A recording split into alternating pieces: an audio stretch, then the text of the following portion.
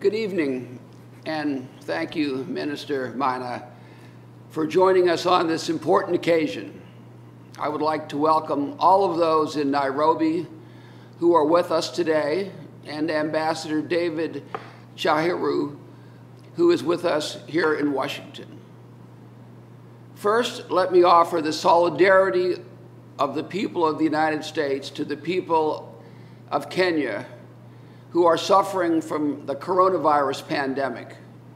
These are difficult times, not just for our two countries, but for the world. We are made stronger by our friendship, as we respond to and recover from the COVID-19 crisis. President Trump has asked me to personally convey his best wishes to President Kenyatta, to you, and to the people of Kenya. Kila la heri. I am pleased to formally open these negotiations that will hopefully lead to a free trade agreement between the United States and Kenya.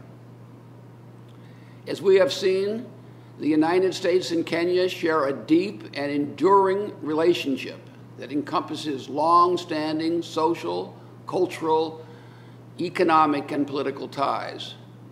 We were one of the first countries in the world to recognize Kenya following its independence. In fact, March 2nd of this year marked the 56th anniversary of the diplomatic ties between our two countries. We remember the student airlift in the 1960s, which brought hundreds of Kenyan students to the United States to study. In 1963, the Fulbright program opened to Kenya, and over these past 60 years, hundreds of Kenyans have participated in American exchange programs. Through long-standing USAID programs, the United States has worked with Kenyans to strengthen agriculture, protect wildlife, improve health and welfare, and assist in civic education.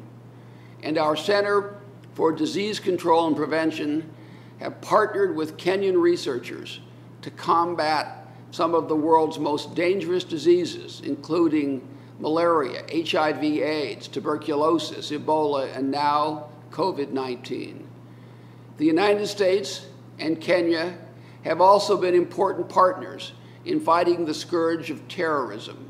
Our countries have stood side by side in this fight and in efforts to improve security across the region. Now we have the opportunity to strengthen our relationship with a free trade agreement. Our trade and investment relationship with Kenya is important and growing. In 2018, President Trump and President Kenyatta elevated our bilateral relationship to a strategic partnership. In 2020, our two presidents met again and agreed to pursue closer economic ties through the negotiation of a free trade agreement, the first such agreement between the United States and a sub-Saharan African country. Kenya is recognized as a leader across the continent. There is enormous potential for us to deepen our economic and commercial ties. We look forward to concluding a comprehensive, high-standard agreement to benefit both American and Kenyan economies, and that will serve as a model for additional agreements across Africa.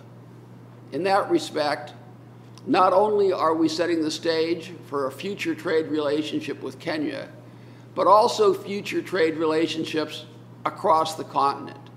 Kenya will be in the forefront of these efforts. We believe we can craft an accord that will complement Africa's regional integration efforts, including the East African Community, as well as the landmark African Continental Free Trade Area. As we move forward with Kenya in earnest, the United States pledges to continue to support to help Africa's regional integration efforts to reach their full potential. In addition, our goal is to conclude an agreement that builds on the objectives of the African Growth and Opportunity Act, which is scheduled to expire in 2025. An agreement with Kenya has the potential to serve as an enduring foundation to expand U.S.-African trade and investment across the continent beyond the limits of a unilateral trade preference.